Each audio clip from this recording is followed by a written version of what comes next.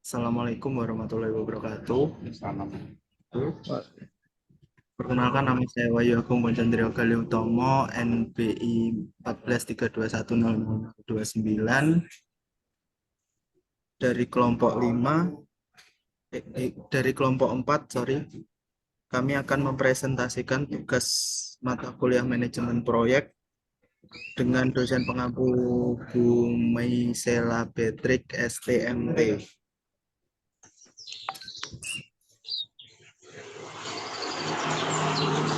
Kita kelompok kami,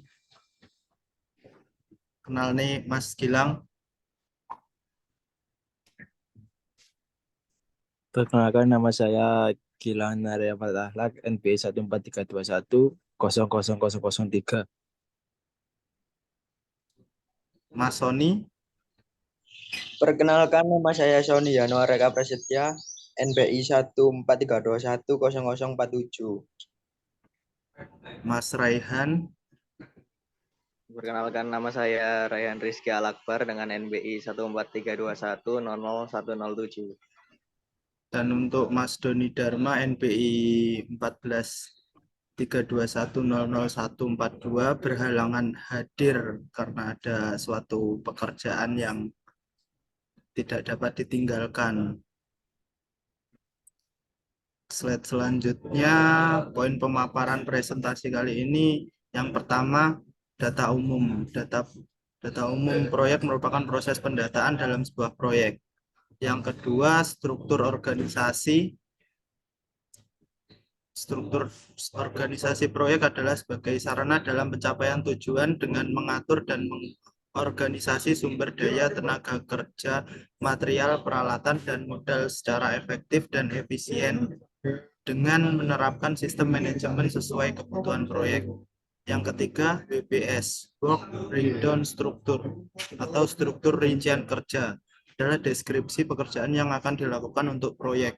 Ini adalah hierarki tugas yang menunjukkan pemahaman tim proyek tentang komposisi pekerjaan dan ukuran biaya dan durasi masing-masing komponen atau tugas. Yang keempat, jenis kontrak. Yang pertama ada kontrak lamsam, kontrak harga satuan. Yang ketiga, kontrak hubungan lamsam dan harga satuan. Yang keempat, kontrak terima jadi atau turnkey. Kelima, kontrak payung. Yang keenam, kontrak berdasarkan waktu penugasan. Yang ketujuh ada kontrak tahun jamak. Yang keempat, kurva S. Kurva S adalah gambaran yang menjelaskan tentang seluruh jenis pekerjaan, volume pekerjaan dalam satuan waktu dan ordinatnya. Adalah jumlah presentase. Kegiatan pada proses waktu, lamanya waktu penyelesaian proyek berpengaruh besar dengan pertambahan biaya proyek secara keseluruhan. Yang kelima, ada dokumentasi. Dokumentasi adalah cara yang dilakukan untuk menyediakan dokumen-dokumen dengan menggunakan bukti yang akurat dari pencatatan sumber-sumber informasi dari karangan, tulisan, wasiat, buku undangan atau dan sebagainya.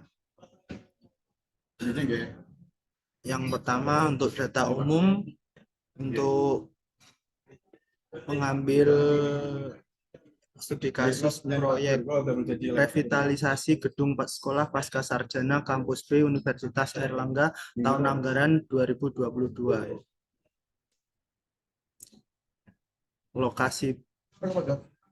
Lokasi proyek ada di kampus B Universitas Airlangga Surabaya. Owner atau instansi Universitas Airlangga dengan nilai kontrak Rp13.273.130.000.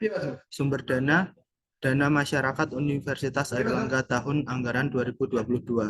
Waktu pelaksanaan 165 hari kalender.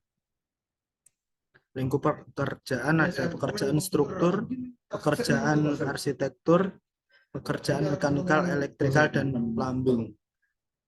Untuk konsultan pengawas, di sini dengan CV Karya Sejahtera dengan alamat Jalan Ketintang Baru nomor 4 nomor 7 Kelurahan Ketintang Kecamatan Gayungan Surabaya.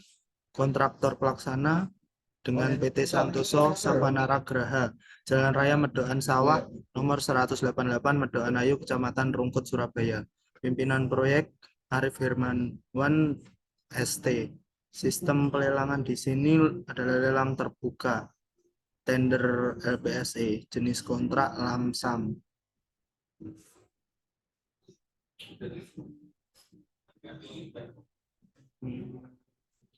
Deskripsi gedung Sekolah Pasca Sarjana, lokasi Universitas Airlangga Kampus B, jumlah gedung 1 gedung, jumlah lantai 2 lantai, luas bangunan 2016 meter persegi. Struktur organisasi akan dilanjutkan oleh Mas Sony Yanuar.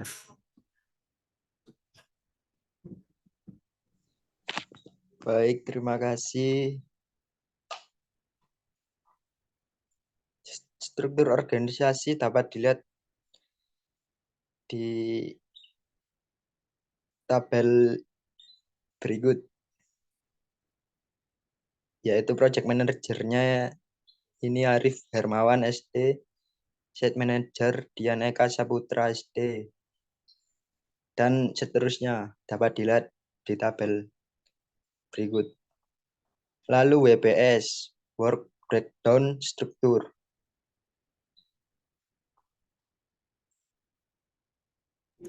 Untuk work breakdown Work breakdown bisa struktur, WBS adalah struktur garis besar hierarki yang membantumu dalam menyelesaikan proyek.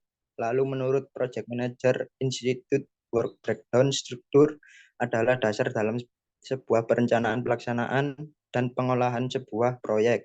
Dalam pembuatan biasanya WBS membagi satu tugas menjadi beberapa tugas sehingga menyerupai segitiga hierarki. Adapun work breakdown struktur proyek revitalisasi gedung sekolah pasca sarjana Universitas Airlangga Surabaya dapat dilihat di tabel berikut. Adapun manfaat WBS yaitu memudahkan penyampaian proyek karena ada pengelompokan elemen detail untuk suatu proyek dengan orientasi tujuan maupun waktu. WBS dibuat oleh mereka yang mengerjakan proyek sehingga proses implementasi lebih relevan. WBS memungkinkan adanya evaluasi detail bertingkat pada proyek.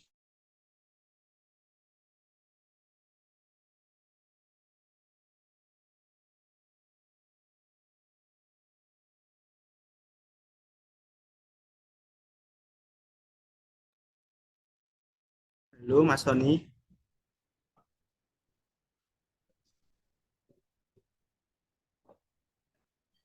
Lebih efektif dan efisien.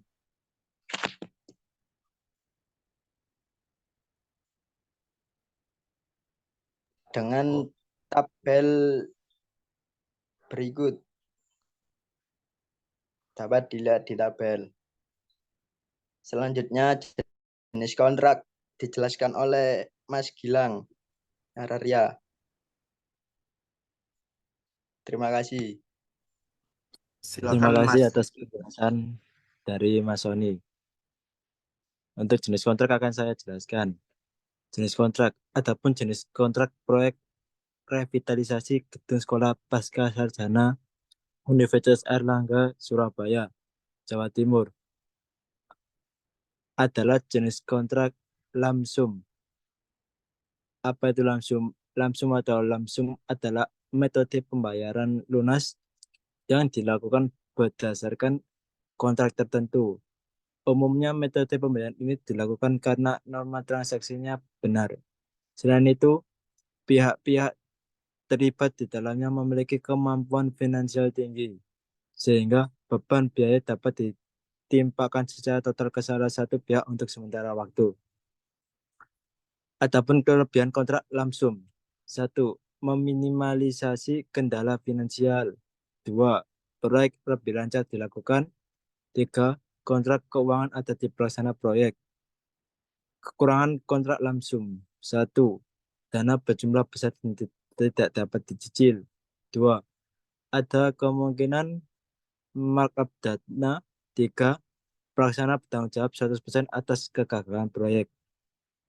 Setiap pelaksana proyek revitalisasi gedung sekolah pasca sarjana Universitas Airlangga Surabaya Jawa Timur adalah sistem pelaksanaan lelang terbatas di mana pada proyek revitalisasi gedung sekolah pasca sarjana Universitas Airlangga Surabaya Jawa Timur, pemenang sistem pelaksanaan lelang terbatas adalah PT Santoso Savanara Graha sebagai kontraktor pelaksana dan CV Karya Sejahtera sebagai kontrak pengawas.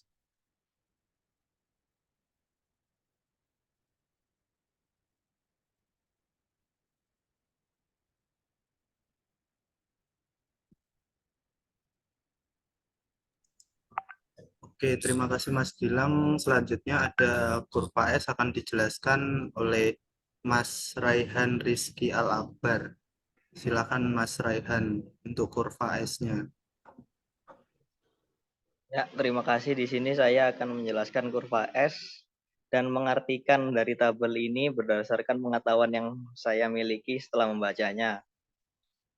Kurva S bisa dibilang juga itu jadwal dari proyek yang dilaksanakan. Dan di jadwal itu terdapat target-target yang harus diselesaikan dalam sebuah presentasi untuk menyelesaikan proyek. Seperti contoh ini, dari minggu pertama hingga minggu ke-7 hanya mendapat 4% dari proyek tersebut karena di minggu tersebut mereka hanya mempersiapkan pekerjaan tanah dan pondasi. Akan tetapi setelah itu di minggu ke-8 hingga minggu sampai selesai lah, proyek gedung, mereka sudah mulai bisa dibilang nge-push proyeknya untuk diselesaikan karena semua pekerjaan persiapan sudah selesai. Jadi banyak pekerjaan yang bisa dilaksanakan secara langsung. Bisa dilihat juga dengan peningkatan presentasi yang didapat per minggunya. Untuk kurva S mungkin cuma itu saja pembacaan yang saya dapat dari tabel berikut. Terima kasih.